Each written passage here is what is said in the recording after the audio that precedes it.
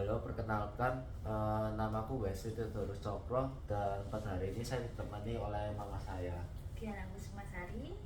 Dan mungkin pada hari ini saya nanyai beberapa hal mengenai bisnis keluarga di sini. Eh, Ingin tahu ceritanya dulu itu kayak ya apa sih, Mbak, tentang bisnis ini. Dulu pertama kali bisnis ini didirikan oleh Akong, papahnya papa, namanya kan Susanto Cokro. Waktu itu awal mula masih di Wijaya, Surabaya itu kan ada pusat pusat pertokoan khusus untuk perhiasan tuh dulu tuh namanya Wijaya. Nah, dulu Akong pertama kali bikin di sana masih pakai nama Istana Diamond. Waktu itu tahun 1993. Waktu di Wijaya masih bergerak di perhiasan emas. Jadi belum bergerak di perhiasan berlian. Waktu itu sudah ada perhiasan berlian, tapi waktu itu masih cincin kawin aja. Jadi belum misalnya kayak leontin, anting, gelang, belum jual yang perhiasan berliannya. Jadi masih perhiasan emas, kecuali yang cincin kawin itu sudah mulai pakai ada yang berlian. Nah, waktu tahun 93 buka di Wijaya pakai nama Istana. Terus tahun 96 Wijaya itu kebakaran. Nah, karena kebakaran akhirnya kita harus pindah, mau melanjutkan usaha ini kita harus pindah. Akong lalu pindah milih tempat di TP, Tunjungan Plaza. Nah, setelah pindah di Tunjungan Plaza, kan ada siapa? Akong ditemani sama Ako Syulan, anaknya Akong yang pertama, Ako Syulan itu. Terus sama papa pindah ke TP. Nah, di TP mulai memperbanyak koleksi perhiasan berlian. Ya. Kalau boleh tahu di TP itu nama perusahaan namanya itu apa ya? Waktu di TP masih pakai nama Istana. Kalau pakai Istana Perhiasan, ya. Terus mulai buka setelah di TP jalan, mulai perhiasan berliannya jalan, terus buka lagi cabang di Galaxy Mall. Ya, papa bisa mau buka cabang. Oke. Nah, di situ awal mula pakai nama Prince Jewelry. Prince Jewelry buka tahun 2003. 2003. Iya. Setelah buka di Galaxy Mall, baru buka cabang lagi di Pakuwon Mall. Ya, dulu Pakuwon Mall tuh masih pakai nama Super Mall. Super Mall. Ya. Ya. Oke. Terus next, kira-kira kan mama sekarang punya apa ya, punya karyawan, terus ya sepupu aku ya, kayak cecenya papa, neneknya papa. Nah itu bantu bisnis keluarga ini gimana ya? Ya kan dulu pertama kali yang terjun bantu Akong itu kan anak pertama Ako Syulan sama suaminya, terus ada papa, terus ada adiknya papa. Waktu itu anak kedua dan anak ketiga masih bantu adiknya Akong di perusahaan lain. Tapi setelah sudah berjalan, setelah Galaxy Mall jalan juga, buka cabang di Pakuwon Mall. Nah, kokone papa mulai tarik sama cecinya papa yang anak nomor 2 dan anak nomor 3 mulai masuk menjalankan ini, terus buka lagi cabang di TP. Nah, jadi terus sama aku dibagi setiap setiap cabang harus ada anak dan menantu yang menjaga suami istri Kenapa gitu? supaya bisa saling bantu. Kalau yang laki lagi ada urusan, yang perempuan ada di tempat, Iya. harus saling support gitu. Supaya fokus saling support untuk membangun perusahaan ini ya, karena kalau perusahaan ini kan maunya Akong tuh kan tambah lama tambah besar, tambah cabang, nanti bisa diturunkan ke cucunya tuh. Berarti sistem supportnya dari keluarga itu ya? Iya, Dari, ya dulu Akong tuh masih kolot kan, masih sistemnya itu one man show. Jadi semua itu harus dihandle oleh owner sendiri. Owner harus selalu standby. Iya. Jadi kalau waktu dulu mau libur atau apa, kita harus gantian, sesama saudara tuh gantian. Kalau misal aku mau libur, mama yang jagain tokonya. Nanti kalau mama ada keperluan mau libur, nanti dijagain saudaranya papa siapa. Kita harus gantian. Prinsipnya Akong toko nggak boleh ditinggal. Jadi harus ada yang ownernya yang jaga. Oh gitu. Terus mau tanya, nih bisnis ini kan sekarang bisnisnya udah expand sama udah besar gitu lah, katanya banyak. Pasti kan punya nilai, norma sama budayanya. Kira-kira sebutin satu ya, apa gitu. Yang ditanamkan sama Akong, yang dipegang sampai sekarang, kita ini harus jaga kualitas.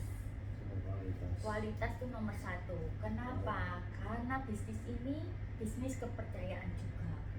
Jadi begitu kalau kamu kualitasnya jelek, customer nanti tidak percaya ke kamu. Customer nggak percaya, lama-lama penjualan ya akan turun, nggak bisa berkembang.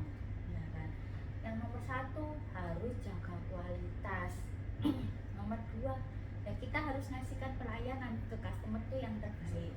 Iya. Customer service itu. Iya. Salah satu contohnya misalnya kayak perhiasannya, kalau beli di kita kasih garansi. Mau resize free, mau finishing itu free, free-nya lifetime. Memang kalau ada kasus-kasus khusus, misalnya resize-nya besar, perlu penambahan emas supaya tidak tipis atau apa, customer ada dikasih kena cas. Tapi casnya itu untuk penambahan emasnya aja. Tapi untuk servisnya, ongkosnya itu kita berikan. Ya. Oh, jadi caranya gitu ya. Ya. Terus mau nanya lagi, biasanya kan pasti mama atau papa kan punya tantangan sama masalahnya sendiri ya. Terus bagaimana peran kepercayaan itu sama keluarga dapat bantu mama supaya bisa bertahan sama berkembang sampai sekarang? Ya, kalau sama keluarga, sama pasti ide satu orang dengan ide beberapa orang akan beda. Ide beberapa orang akan lebih baik. Makanya kita saling, kalau misalnya itu di grup, sekarang kan zamannya WA, ada WA grup gitu, ada ide apa dikomunikasikan di WA grup itu. Nah, nanti dikomunikasikan ada ide ini bisa dijalankan atau enggak, atau misalnya bagaimana cara menjalankannya, dikomunikasikan antara di grup keluarga itu. Nah, kalau tantangannya ya dulu mungkin kalau dulu ya one man show, sekarang cuma kita harus juga mengikuti perkembangan zaman ya, nggak bisa mengandalkan kita terus harus ada di toko standby terus kan nggak bisa. Kayak sekarang sudah mulai menata sistemnya, pegawai-pegawainya juga sudah mulai di train, mereka punya pengetahuan juga sudah cukup bagus ya kan. Kita bisa mulai customer itu nggak harus di sendiri. Iya. Tetapi kalau memang ada hal-hal tertentu atau customernya minta dengan ownernya, kita juga harus selalu standby gitu. Cuma untungnya di sekarang zaman lebih modern, kita lebih dimudahkan ya toh, bisa kadang customer hubungi lewat WA. Nah itu kelebihannya saat ini. Kalau zaman dulu kan masih komunikasi teknologi masih Iya. belum sejalan Susah. sekarang, ya kita dulu ya standby terus itu. Terus paling mau tanya dikit tentang, kan kalau keluarga kepercayaannya itu mungkin ya lebih mudah gitu loh. Kalau misalnya sama karyawan, sama customer gitu, sama supplier gitu, jalan kepercayaannya tuh gimana? Kan maksudnya orangnya orang Sama lain gitu. sama siapa dulu ini yang dimaksud? Sama Karyawan dulu karyawan. aja. Kalau sama karyawan ya tetap kita kan harus nggak bisa. Memang orang tuh langsung percaya itu ya nggak bisa. Iya. Ya harus dikasih rule SOP yang harus dijalankan. Nah kita cek SOP-nya ini sudah dijalankan atau enggak. Oh selama ini orang ini, karyawan ini menjalankan SOP-nya baik, benar-benar. Lama kelamaan kepercayaan itu akan tumbuh. Tapi SOP itu tetap dijalankan. Ya supaya kan kita juga bisa ngontrol. Iya, berarti diintrasnya dari peraturan yang udah dibuat di sini. Iya, harus gitu. Kalau sama supplier? Kalau sama supplier, ya kalau sama supplier ya saling menjaga kepercayaan ya. Kita nek misalnya beli barang, mungkin dikasih kepercayaan nggak harus langsung bayar. Dikasih jatuh tempo, misalnya berapa lama. Ya kita harus jaga kepercayaan itu. Ketika jatuh tempo, ya kita harus bayar. Kalau misalnya nggak diminta, ada kendala itu kita juga harus, misalnya jatuh temponya tengah bulan ini, ternyata kita ada kendala di awal bulan, kita sudah mengetahui. Oh ya kita harus mengkomunikasikan, saya rasanya ada kendala ini, ada kemungkinan misalnya minta bantuan, misalnya tengah bulan belum bisa, mundur sedikit.